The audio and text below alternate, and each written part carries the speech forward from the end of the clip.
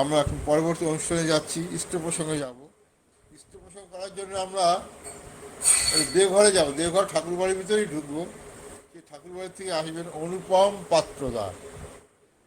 তিনি দেওঘরে থাকেন, ঠাকুর বাড়িতে থাকেন অনুপম পাত্রদা। আমি তাকে জয়গুরু আহ্বান দাদা। করছি। হ্যাঁ, জয় গুরু দাদা। অনুপম দা, আপনি ইষ্ট প্রসঙ্গ করুন। শোনা যাচ্ছে তো? হ্যাঁ, শোনা যাচ্ছে, শোনা যাচ্ছে। পরম দয়াল, পরম প্রেমময় শ্রী শ্রী ঠাকুর আমার একটু ভিডিওটা দেখালে ভালো ধর্মরাত্মা। হতো। একটু নেটের প্রবলেম আছে দাদা, এই জন্য পরে ইয়ে করবো। হ্যাঁ, শেষের দিকে করুন। হ্যাঁ। পরম দয়াল, পরম প্রেমময় শ্রী শ্রী ঠাকুর আমার পরমারাধ্যা জগৎজননী শ্রী শ্রী বড়মা, পরম পূজ্যপাদ শ্রী শ্রী বরদা, পরম পূজ্যপাদ আচার্যদেব শ্রী শ্রী দাদা শ্রীচরণ কমলে আমার শতকোটি প্রণাম। পরম পূজ্যপাদ শ্রী শ্রী বাবাইদার চরণে আমার শতকোটি প্রণাম।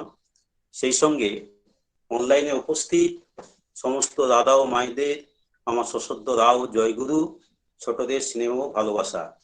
আজকে এই সান্ধ্যকালীন ভার্চুয়াল সৎসঙ্গে যোগদান করতে পেরে আমি নিজেকে খুব ধন্য মনে করছি।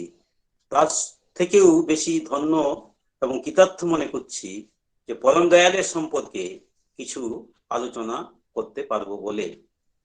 তিনি অনন্ত অসীম, তার এই অনন্ত কথা আমরা অনুভব করতে পারি তখনই যখন ভালোবাসার অনুরাগে তার সঙ্গে যুক্ত হয়ে, আবদ্ধ হয়ে, আসক্ত হয়ে তার অনুশাসন অর্থাৎ যজন যাজন ইষ্টভীতি সস্তৈনী সদাচারগুলি নিষ্ঠার সঙ্গে পালন করে নিজের আচরণের মধ্যে বাস্তবভাবে ফুটিয়ে তুলতে পারি।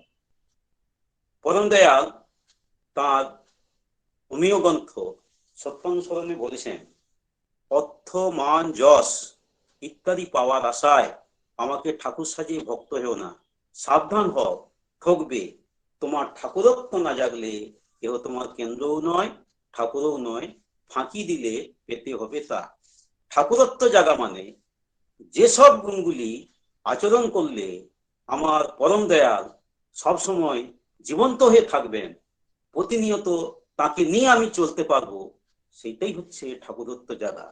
তাই শ্রদ্ধেয় প্রফুল্লদাকে শ্রী ঠাকুর একবার বলেছিলেন, আমি তোমাদের হৃদয়ে থাকতে চাই, তোমাদের চলমান জীবনটা যেন মন্দির হয়ে থাকে এবং সর্বত্র আমাকে নিয়ে তোমরা যেন চিরজীবন এগিয়ে যেতে পারো।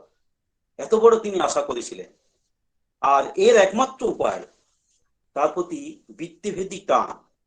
বৃত্তিভেদী টান মানে যেসব বৃত্তিগুলি আমার ইষ্টকে পূরণ করে না, তার প্রতি আমার কোনো আসক্তি নেই, তার প্রতি আমার কোনো সম্পর্ক নেই। আর যে বৃত্তিগুলি আমার ইষ্টকে কোনো না কোনো ভাবে পূরণ করে, তার প্রতি আমার কোনো প্রশ্ন নাই, কোনো দ্বিধা নেই। শ্রী ঠাকুর একবার কথা প্রসঙ্গে বললেন, মানুষ আমার কাছে আসে প্রবৃত্তি পূরণের চাহিদা নেই, কিন্তু আমার কাছে থাকতে থাকতে তারা আমাকে অজান্তে ভালোবেসে ফেলে, এবং যখন ভালোবেসে ফেলে তখন আমার কথাগুলি, আমার বলাগুলি, আমার বাণীগুলি তারা আচরণে পরিপূরণ করতে চায়। আর এই পরিপূরণ করতে গিয়ে তাদের আচরণেও পরিবর্তন হয়। তারা বাঁচার পথ পায়, বাড়ার পথ পায়, এগিয়ে যাবার পথ পায়।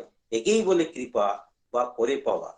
তার এই কৃপা অফুরন্ত ধারা, বর্ষার ধারার ন্যায় প্রতিনিয়ত প্রবাহিত হয়ে চলেছে। ছোট ছোট ঘটনার মাধ্যমে আমরা তা প্রতিনিয়ত অনুভব করতে পারি। এক মা এসছেন, তার একমাত্র ছেলে, তার টিবি হয়েছে। ডাক্তাররা বলেছে যে ছেলেটিকে যদি মাছ খাওয়ানো যায় তবে সে আরোগ্য লাভ করতে পারে। মাটি খুব অশান্ত মন, তার বাড়িতে সবাই নিরামিষাশী, কি করে সে মাছ খাওয়াবে? কিন্তু ডাক্তাররা জবাব দিয়েছে যদি মাছ খাওয়ানো হয় তবে ছেলে সুস্থ হবে। পার্লারে পরম দয়াল বসে আছেন। মাটি এসে হাঁটু গেড়ে প্রণাম করে বললেন, বাবা, আমার একমাত্র ছেলে, তার এই কন্ডিশন, ডাক্তাররা বলছে যে সে যদি সুস্থ হয় তাকে মাছ খাওয়াতে হবে। কিন্তু কি করব? শ্রী ঠাকুর সব শুনলেন, শোনার পরে বললেন, আমার মনে হয় যে মাছ মাংস খেলেই যে মানুষ ভালো হয় তা কিন্তু নয়। সেই পয়সা দিয়ে তুই যদি ফলমূল কিনে খাওয়াতে পারিস তাহলে খুব ভালো হয়। মাটি জোর করে বললেন, ডাক্তাররা বলেই দিয়েছে ওকে যদি মাছ না খাওয়ানো হয় তাহলে সুস্থ হবে না। শ্রী ঠাকুর শান্ত দৃঢ় কণ্ঠে বললেন, নয়তো তোর ছেলে মারাই গেল। তুই ভাববি তোর ছেলে মারাই গেল। তিনবার বলার পরে মাটি মনে দৃঢ় বিশ্বাস হলো তিনি ঠাকুরকে ভালোবাসতে পারলেন, এবং মনের মধ্যে তার সবসময় উদয় হলো যে ঠাকুর বলেছেন এর মধ্যে মঙ্গল আছে। যাই হোক, তিনি বাড়িতে নিরামিষ রান্না করে প্রতিদিন ছেলেকে দিয়ে আসতেন, এবং ছেলে ওই খাবার খেয়ে আস্তে আস্তে সুস্থ হয়ে উঠলো। ডাক্তাররা বিশ্বাস করতে পারলো না যে যেখানে মাছ না খাওয়ালে সুস্থ হয় না, সেই ছেলে নিরামিষ খেয়ে কি করে সে জীবন ফিরে পেল। সেই জন্য প্রতিনিয়ত ঠাকুরের একটা বাণী সবসময় হয় যে প্রশ্ন আমার অস্তে যাও ঠাকুর যুক্তি সরে, তোমার গত পর্ব পালন মরণ স্তব্ধ করে। এইরকম ছোট ছোট ঘটনা। এক দাদা এসছে, তার প্রতিনিয়ত ছেলে হয়, ছেলে কিন্তু মারা যায়। তিনি এসে নিবেদন করেছেন যে ঠাকুর, ছেলে হয় কিন্তু ছেলেরা বাঁচে না, শরীর সুস্থ থাকে না। পরম দয়াল সব শুনলেন, শোনার পরে বললেন একটা টোটকা করতে হবে। প্রতিদিন নীল জবা তুলে ভোরের সময় সূর্য পূজা করতে হবে, আর নিষ্ঠার সঙ্গে নাম ধ্যান করতে হবে, এবং প্রতিনিয়ত যাজন করতে হবে, এবং ঠাকুরের ভাব নিয়ে সবসময় চলতে হবে। দাদাটি তাই করলেন। কিছুদিন করার পরে ছেলেদের যে অবস্থা ছিল প্রত্যেকটা ছেলে এরপরে হলো, এবং তারা সুন্দরভাবে সুস্থভাবে তারা বেঁচে উঠলো। এই হচ্ছে ঠাকুরকে নিয়ে চলা। এক মা এসছেন, তার পর পর 4খানা মেয়ে হয়েছে। সে ঠাকুরকে এসে নিবেদন করলেন যে বাবা, আমি একটা পুত্র সন্তান চাই। শ্রী ঠাকুর সব শুনলেন, শোনার পরে বললেন, বিধান দিলেন যে 1 গ্লাস জলে প্রতিদিন একটি পাতিলেবু রস খেতে হবে। এইভাবে কিছুদিন খাবার করে মাটি নিষ্ঠার সঙ্গে খেলেন। খাবার করে দেখা গেল একটা সুন্দর ফুটফুটে তার ছেলে হলো। এইভাবে প্রত্যেকটা মানুষকে বাঁচানোর পথে, বাড়ি নেওয়ার পথে, এবং তাদের আশা পূরণের পথে তিনি প্রতিনিয়ত তিনি ধ্যান ছিলেন কি করে প্রত্যেকটা মানুষ বাঁচবে, বাড়বে, এগিয়ে যাবে। এক দাদা, আশ্রমের দাদা, সবজি চাষ করেছে, কিন্তু তার সবজি প্রতিনিয়ত চুরি হয়, এবং একদিন সে চোরও ধরা পড়েছে। চোর ধরার পরে ঠাকুরের কাছে নিয়ে এসছেন। ঠাকুর সব শুনলেন এবং চোরটিকে বললেন, তুই কি সবজি চুরি করেছিস? চোরটি হাত জোড়ো করে বললেন, বাবা হ্যাঁ, আমি সবজি চুরি করেছি। শ্রী ঠাকুর বিধান দিলেন যে যা চুরি করেছে ওর বাড়িতে দিয়ে আয়। পরে আবারও বিধান দিলেন যে প্রতিনিয়ত প্রতিদিন তার বাড়িতে গিয়ে তুই 1 ব্যাগ করে সবজি দিয়ে আসবি। তো চোর চলে যাবার পরে দাদাটি জিজ্ঞাসা করলেন ঠাকুরকে, ঠাকুর আপনার এ কি বিধান? সে চুরি করলো, নিয়ে এলাম, কোনো শাস্তি দিলেন না, এবং যে সবজি চুরি করেছিল তাকে দিতে বললেন, এবং প্রতিনিয়ত তার বাড়িতে গিয়ে আবার সবজি দিয়ে আসতে বললেন। এ আপনার কি বিধান? শ্রী ঠাকুর বললেন যে ও চোর, কিন্তু তুই যদি প্রতিদিন ওর বাড়িতে গিয়ে সবজি দিয়ে আসিস, কিন্তু তোর বাড়িতে সে আর চুরি করতে আসবে না। তুই তাকে এমন ভালোবাসবি, এবং সে তোকে এমন ভালোবাসবে, ওই ভালোবাসার টানে সে কিন্তু চৌর্যবৃত্তি ছেড়ে দিবে। এই হচ্ছে ঠাকুরের বিধান। তিনি এইভাবে প্রত্যেকটা মানুষকে বাঁচিয়ে তুলেছেন, বাড়িয়ে তুলেছেন, এগিয়ে নিয়ে তুলেছেন। আশ্রমের বহু বিধবা থাকতো, তার মধ্যে ছিলেন কালীষষ্ঠী মা। তিনি একটু মুখরা ছিলেন। আশ্রমের সবাই তাকে খুব কুনজরে দেখত। পরম দয়াল তাকে খুব ভালোবাসতেন, আদর করতেন, এবং তার সঙ্গে মস্করাও করতেন। এক এক সময় মাটি খেতে খুব ভালোবাসতেন, তাই বিভিন্ন পদ রান্না করে তিনি খাওয়াতেন। একদিনের এরকম ঘটনা, মাটি খেতে খেতে বলছেন যে ঠাকুর, তুমি ভগবান, তুমি সবই পারো, তোমার অসাধ্য কিছুই নাই। শ্রী ঠাকুর কিছুক্ষণ শুনতে শুনতে বললেন, তো বলো তো রমণের মা, যে ঠাকুর তো সবই পারেন, তিনি কি পারেন না? রমণের মা দৃঢ়প্রত্যয় বললেন যে তিনি তো ভগবান, তিনি তো সবই পারেন, তিনি পারেন না এমন কোনো জিনিস নেই। শ্রী ঠাকুর বললেন যে তিনি সবকিছু পারেন, কিন্তু একটি জিনিস পারেন না, তিনি কোনো মানুষকে তাড়িয়ে দিতে পারেন না, বলতে পারেন না তুই চলে যা বলে। তিনি আবার ঠাকুর একবার বলেছিলেন যে তোরা কলসি যদি ফুটো হয় তোরা কি করিস? সবাই বলল যে এর তো কোনো প্রয়োজন নাই, আমরা ওকে ফেলে দিই। শ্রী ঠাকুর বললেন আমার বিধানে তা নাই, আমি জল ঢালতে থাকি, ঢালতে ঢালতে ঢালতে ঢালতে যদি একটু শ্যাওলা জমে, কি তার আশা, কি তার ভরসা, যে এইভাবে প্রতিনিয়ত প্রত্যেকটা মানুষকে তিনি বাঁচিয়ে তুলেছেন, বাড়িয়ে তুলেছেন, এগিয়ে তুলেছেন। সমস্তিপুরের মুখিয়াজি তিনি একবার এসে ঠাকুরকে প্রশ্ন করেছিলেন যে ঠাকুর, যে তেতাতে রামচন্দ্র এসেছিলেন রাবণকে বধ করার জন্য, তারপরে কৃষ্ণ এসেছিলেন কংস শিশুপালদের জন্য বধ করার জন্য, তো কলিতে তিনি যদি আসেন, তিনি কাকে বধ করতে এসছেন?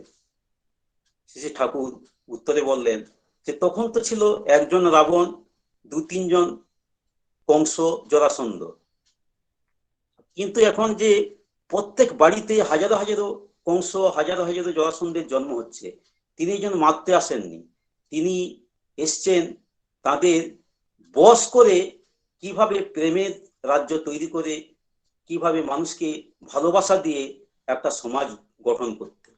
কত বড় কথা! প্রতিনিয়ত এইভাবে তিনি প্রত্যেকটা মানুষকে বাঁচিয়ে তুলেছেন, বাড়িয়ে তুলেছেন, এগিয়ে নিয়ে তুলেছেন।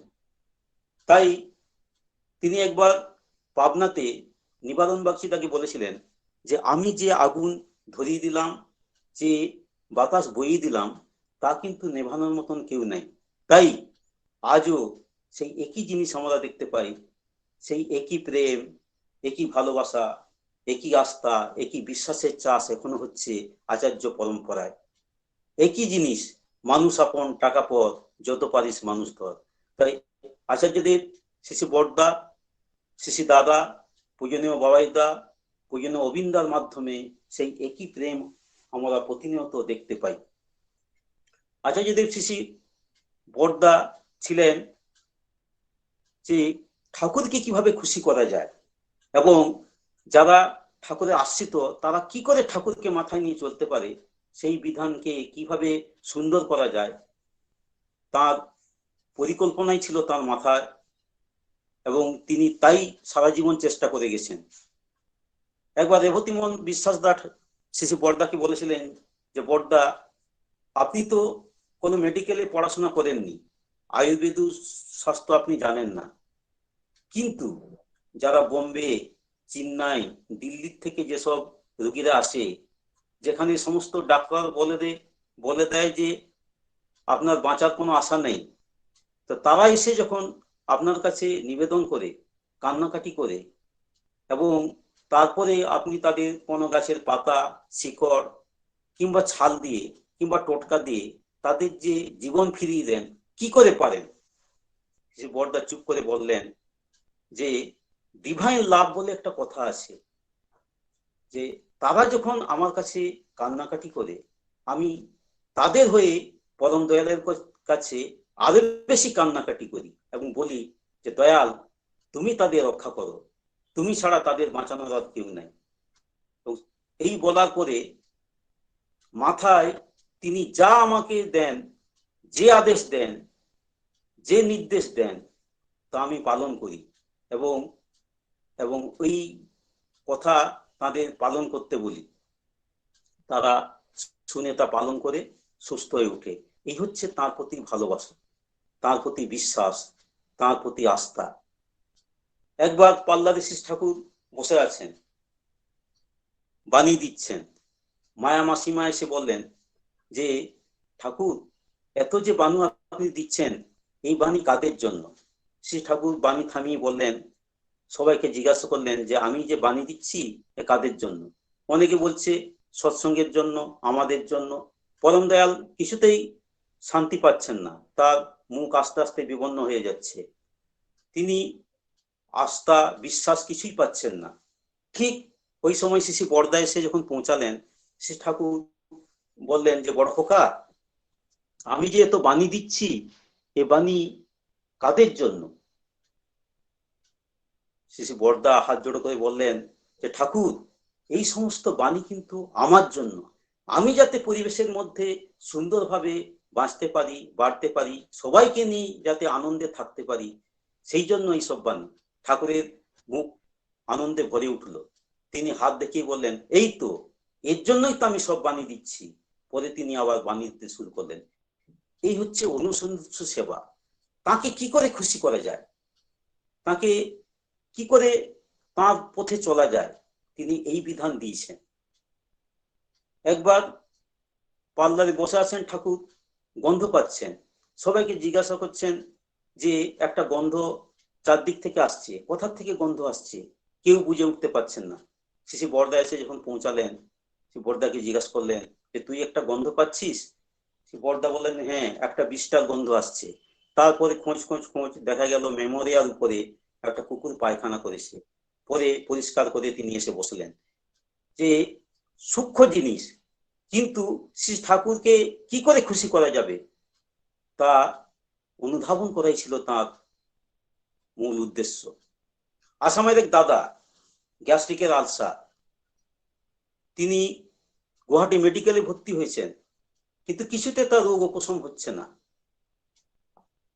লাস্টে তিনি চিন্তা করলেন, যদি আমি ভালোই হতে হয় তাহলে দেওঘরে যাব, ওখানে হাসপাতালে ভর্তি হব, ওখানে গেলেই আমি ভালো হব। যা কিছু সম্বল ছিল তিনি নিয়ে দেওঘরে এলেন। তখন দেওঘরের সৎসঙ্গ হাসপাতালের দায়িত্ব ছিলেন শ্রদ্ধেয় ননী মণ্ডল দা আর পূজ্যপাত কাজল দা। তো যাই হোক, এখানে এসে 10 দিন কাটানোর পরে তার শরীরের কোনো ভালো লক্ষণ ঠিক হলো না, তিনি সুস্থ হলেন না। তিনি গুটি গুটি করে আচার্যদেব শ্রী বরদার কাছে গিয়ে সবকিছু নিবেদন করলেন। বরদা শুনলেন, শোনার পরে বললেন, আমি বলছি তোর কিছুই হয়নি, তুই সুস্থ হয়ে যাবি, তবে একটা টোটকা আছে, টোটকাটা তোকে পালন করতে হবে। কথাখানা শুনে দাদাটির খুব মনোপুত হলো, তিনি তাই করলেন। 3 দিন পরে তিনি এসে বললেন, বাবা, আমার আর পেটে যন্ত্রণা নেই, আমি সুস্থ হয়ে গেছি, আর আর 4 বছর পরে আমি আনন্দবাজারে প্রসাদ গ্রহণ করছি। কি সমাধান! এক দাদার গ্যাস্ট্রিক আলসার, মুখ থেকে রক্ত বমি হচ্ছে, তিনি বেগুন পাতা রস খাবিয়ে 3 দিনের মধ্যে সুস্থ করলেন।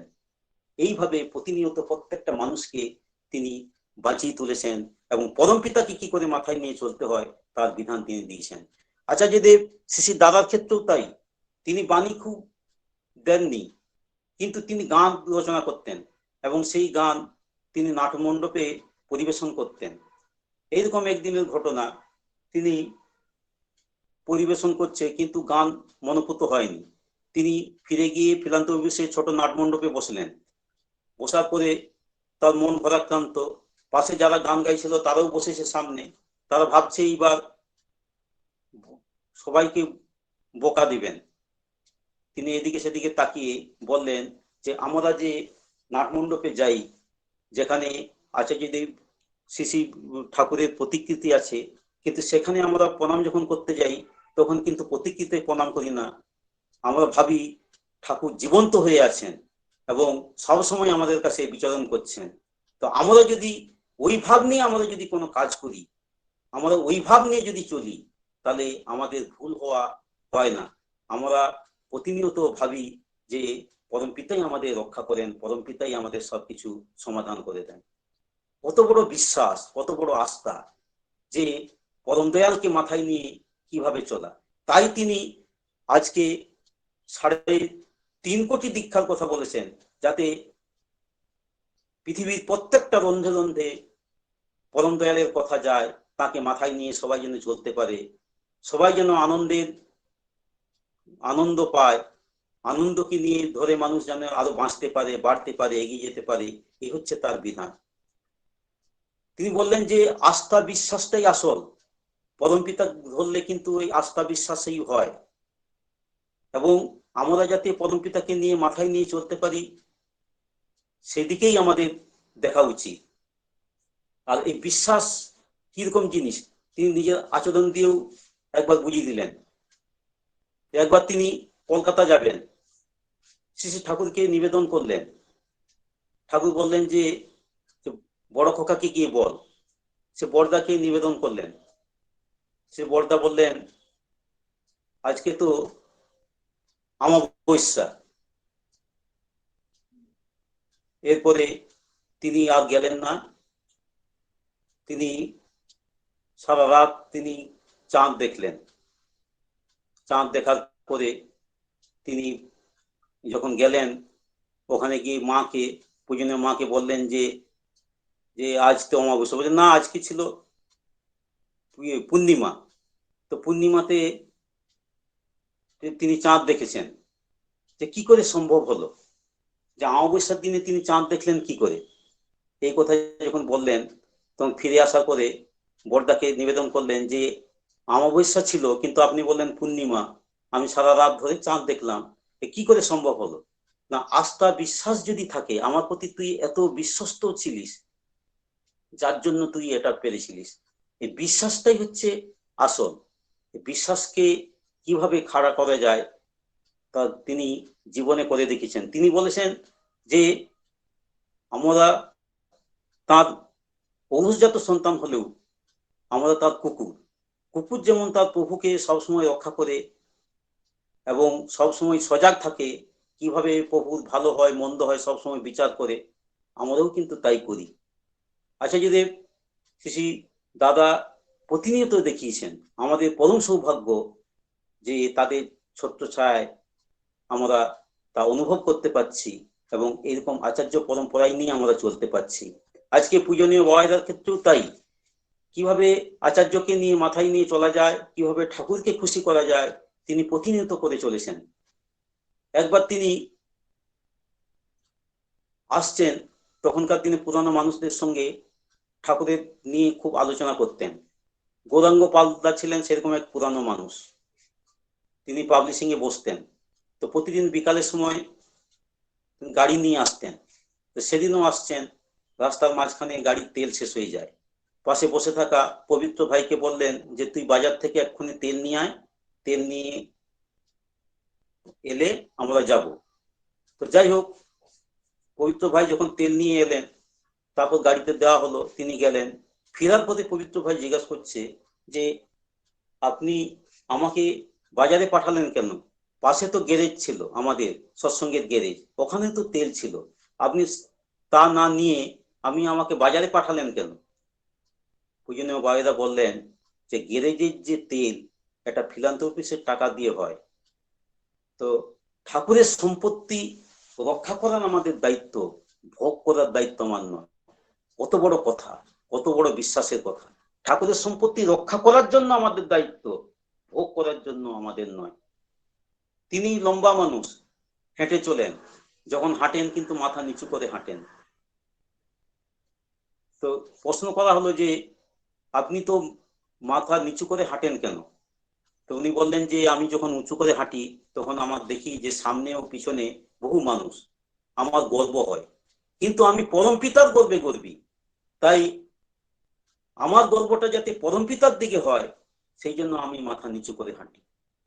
এই হচ্ছে তার বিশ্বাস, তাকে ভালোবাসা, ঠাকুরকে ভালোবাসা।